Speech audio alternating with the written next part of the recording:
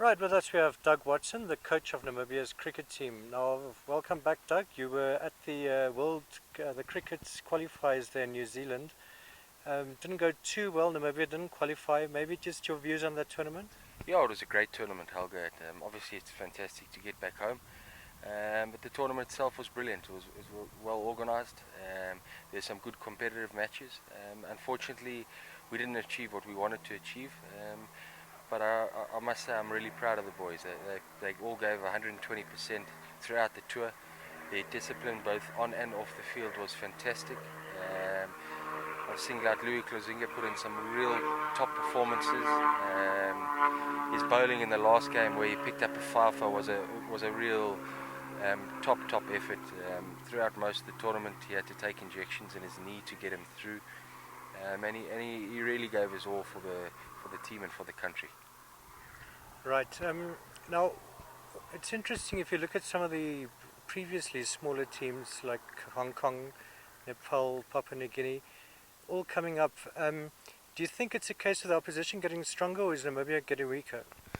No, I think the opposition are definitely improving. They're putting a lot of hard work into their training and their staff, and growing their basic cricketers. Hong Kong was a difficult one.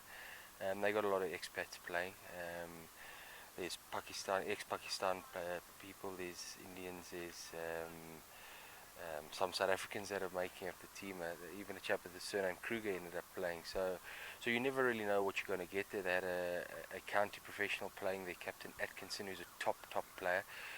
So as I said, you never know what you're going to get when you play against the likes of Hong Kong. PNG, they've got a base of about 5,800 senior cricketers, so they've got a lot of cricketers on the island playing, and their cricket's definitely improving. They're getting in a lot of international coaches from Australia. Australia funding a lot of funding.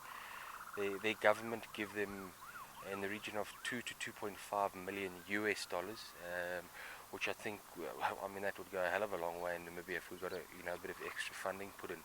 But I think the associate cricket is definitely on the up. The teams are a lot more competitive, and are improving all the time. You only have to see how much the improvement is when a team like Netherlands, who ends up coming seventh out of the 10. That the improvement and rate of growth is really high.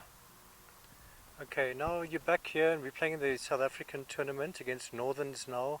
At the moment, it's looking okay. Namibia is still, their opener is still there. But tell us a bit about this team playing here now. Yeah, we got another young team here mixed in with a couple of senior guys, Nicholas Scholzes and Christy Fulloons. We had a lot of guys unavailable for these next couple of games. Under 19 World Cup squad is obviously at the under 19 World Cup in Abu Dhabi, so we're missing about 6 to 8 players there. And then obviously having travelled for such a long time, our working group has to head back to the office and do a bit of work there. But for me, it's a great opportunity for us to look at another group of youngsters. We've got 4 guys that are potentially made their debuts last week when we played against Griquas, and obviously today and next weekend we got another game in Vern Kluter, Donnie van Schoor, who's the brother of Raymond van Schoor. We've got Mia Strauss and Essia Loft-Eaton. So we get to look at another group of youngsters coming up, and hopefully have a couple of them put their hands up.